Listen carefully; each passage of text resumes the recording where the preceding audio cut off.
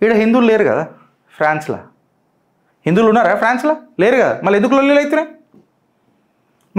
అవుతున్నాయి? నేను డైరెక్ట్ చెప్తున్నా ఎందుకు లొల్లీలు అవుతున్నాయి. రాజ్యాంగం వద్దులకు కాన్స్టిట్యూషన్ వద్దు, షరియా కావాలా. ఇగో ఇక్కడ ప్యారలల్ సిస్టమ్ రన్ చేస్తా అంటే లొల్లీలు అవుతాయి. నువ్వు బుర్కా కట్టుకొని తిరిగి ఓడొద్దన్నాడు, నువ్వు నమాజ్ చేసుకో ఓడొద్దని అన్నాడు. నేను నా గణేష్ చవితికి ర్యాలీ తీస్తానంటే నీకు లొల్లి. నేను నీ నువ్వు బుర్కాలు వేసుకున్న దగ్గర నేను నార్మల్గా వచ్చి నేను నార్మల్గా పర్సన్లా నిలబడతా అంటే లే ఇది షరియాలా. ఎక్కడికైనా వచ్చింది రా భయ్ షరియా. ఓడి చెప్పాడు షరియా అని. సరే మళ్ళీ షరియా తగ్గట్టే పనిష్మెంట్లు తీసుకుందామంటే వద్దు. షరియాలున్న సౌలతులు కావాలా, షరియాలున్న శిక్షలు మాత్రం వద్దు. ఇళ్ళకు దోగ్లా పన ఎత్తరు వీళ్ళు. మనం పిచ్చోలమై చూసుకోవాలి. దీనికి తోడు వాడు పార్లమెంట్లో వచ్చి జై పాలెస్టీన్ అని మాట్లాడతాడు. ఇవాళ మొత్తం ఫండింగ్ అంతా నడుస్తున్నది పాలెస్టీన్ పేరు మీదకి వెళ్ళి. అందులో బిచ్చమెత్తుకునే ప్రయత్నం చేస్తారు వీళ్ళంతా. ఇది మీకు అర్థమవుతుందా అని చెప్పి చేతులు దండం పెట్టి జోడిస్తున్న రోజు. ఆ రోజు ఎలక్షన్లో 37% మనకు ఉండాలా అని ఏడ్చింది కూడా నేనే కదా, లొల్లి పెట్టింది కూడా నేనే కదా. ఇవాళ నేను అది చెప్తున్నా, అది ఆడికి అయిపోలే. ఇప్పుడు మళ్ళీ నయా నిర్మాణం మొదలెట్టాలని అని అంటున్నా, ఈకో సిస్టమ్ని మార్చాలా అని చెప్తున్నా. ఫ్రాన్స్లో అదే అయింది. సుమారు 30,000 మంది పోలీసులను డిప్లాయ్ చేసిర్రు. అసలు ఏం జరిగింది అని ఆలోచిస్తే, ఎవరైతే లేపెన్ ఉన్నారో రైట్ వింగ్ మెంటాలిటీలో ఉన్నారో ఆమెకు 37% వచ్చినా కానీ 143 సీట్సే వచ్చినాయి ఫ్రాన్స్లో. అట్లెట్లా గిరీష్ 37%? ఒక సీటు మెజారిటీ 5 lakhతో గెలిచిందొచ్చు, ఒక సీటు మెజారిటీ 2 లక్షల 5 లక్షలతో గెలిచిందొచ్చు, అట్లా ఒక 4-5 సీట్లు గెలిచిందొచ్చు. సో ఓటు షేర్ ఎంత వచ్చిందన్నది కాదు, ఎన్ని సీట్లు వచ్చినాయి అది ఇంపార్టెంట్ కదా. ఒక ఏరియాలో మనం మెజారిటీ గెలిచినామొచ్చు, అది ఓట్ షేర్ లేక మారుతుంది కదా మ్యాథమెటికలీ. బట్ ఎన్ని సీట్లు గెలిచినాం అనేది, ఓట్ షేర్ ఎక్కువ ఉన్నా మ్యాక్రాన్ అనే ఆ వ్యక్తి ప్రెసిడెంట్ ఎవరైతే ఉన్నారో, అఫ్కోర్స్ ఫిలాల్ ఇప్పుడు ఆయన సేఫే ఉన్నాడు మ్యాక్రాన్.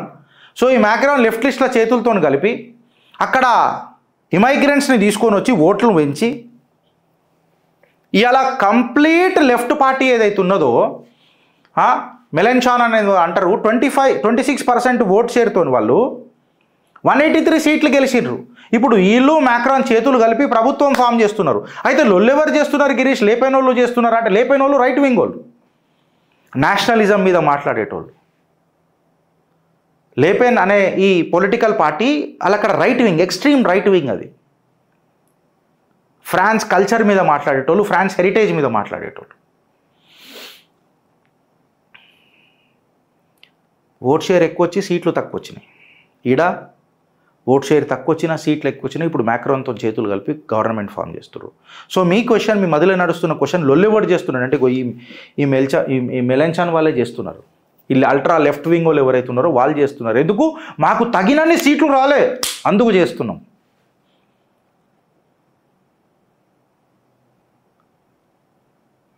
ఆ మోదీ అనే వ్యక్తి అలా లేకపోయినుంటే దేశంలో ఈ డీప్ స్టేట్ ఇన్వాల్వ్మెంట్ అయిపోయి మన దేశం ఏమైతుండో ఒకసారి ఆలోచించురు మీరు. భారత్ న్యాయ సమితి కింద లాస్ రాకపోయినుంటే పబ్లిక్ లైవ్ ఎట్లా మాట్లాడుతుండేనో ఒకసారి చూసుకోండి మీరు. ఇలా కేవలం రాహుల్ గాంధీ పార్లమెంట్లో మాట్లాడతాడు, బయట మాట్లాడే జిగర్ల దమ్ముండదు రాహుల్ గాంధీకి. Thanks to my home minister. చెప్తా మీకు ఇంకా హ్యూజ్ సెలబ్రేషన్స్. మీరు గాజా అనుకుంటున్నారేమో, ఇది గాజా కాదు, ప్యారిస్. ఇది నేను చెప్తలేను, అగో అక్కడ ఉన్న వాళ్ళే కొడుతున్నారు. Huge celebrations in Gaza today. Sorry, typo error, Paris. ఏం సింపతి? దేనికి సింపతి? ఇజ్రాయెల్ మీద టెర్రరిస్ట్ దాడులు చేస్తున్నారన్న సింపతా? సోల్జర్లు కింద దాచుకొని బంకర్లల్లా ప్రజలను షీల్డ్ లెక్క పెట్టిన ఈ మోతబరి బ్యాచ్కి మనం భయపడాలనా? వీళ్ళను మనము పెంచి పోషించాలనా? బర్బాద్ చేస్తున్నారు దేశాన్ని, వీళ్ళని మాట్లాడాలనా? గాజా హమాస్ టెర్రరిస్టులు. వీడికి అయిపోలే ఫ్రాన్స్ది. చూడుండ్రి, లెపెన్ పార్టీ చూసిరు కదా ఇవాళ మీరు. ఆ ప్రైమ్ మినిస్టర్ ఇవాళ ఒళ్ళ ఏడుస్తున్నది. ఇదే గతి పడుతుండే భారత్కి కూడా ఇదే గతి పడుతుండే. ఏం చూడండి మీరు ఎట్లున్నదో.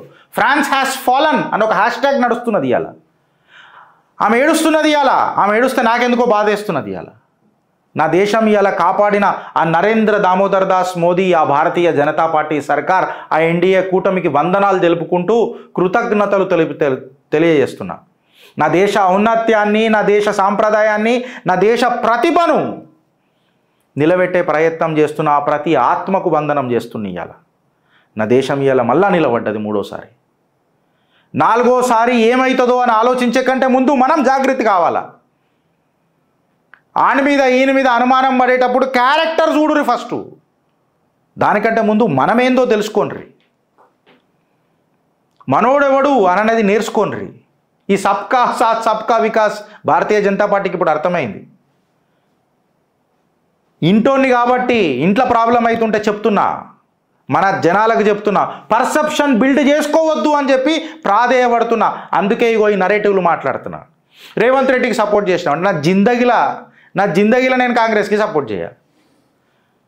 నా జిందగీలో నాకు అది చాలా సాఫ్ట్ ప్లే.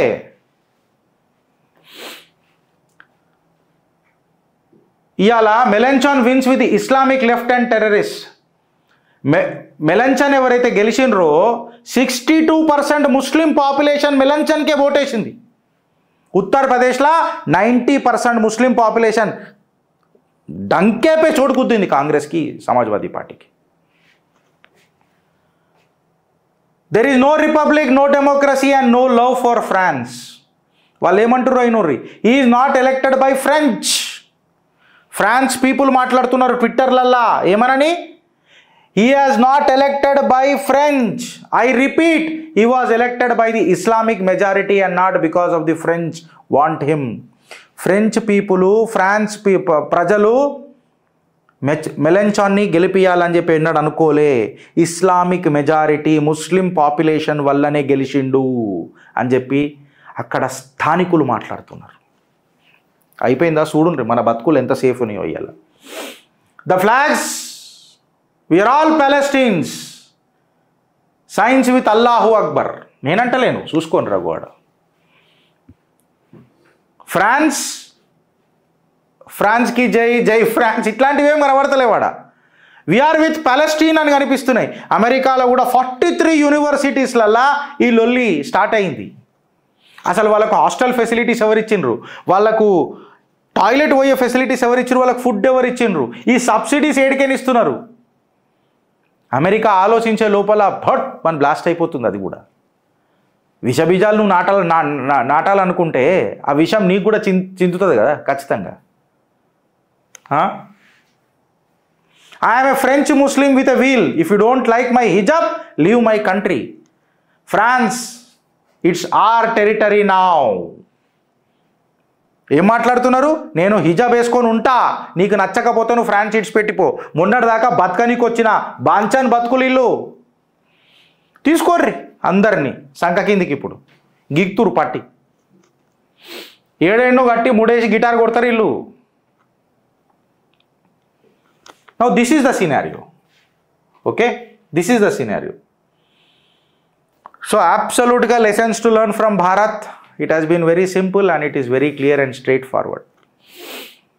సంక్షేమాలు అవసరమే, అభివృద్ధే ఇంపార్టెంట్.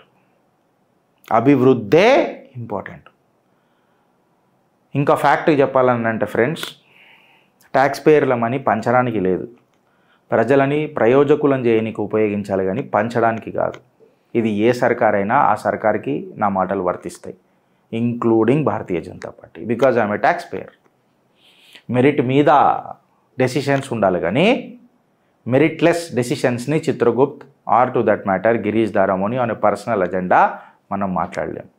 మనం మాట్లాడే మాటలు కూడా రాజ్యాంగబద్ధంగా ఉండాలి కానీ పొలిటికల్గా కరెక్ట్ ఉండాల్సిన మనకు అవసరం లేదు. ఇవాళ ఫ్రాన్స్ ఏ రకంగా మండుతుందో బగ్గుమంటుందో మనం చూసినాం.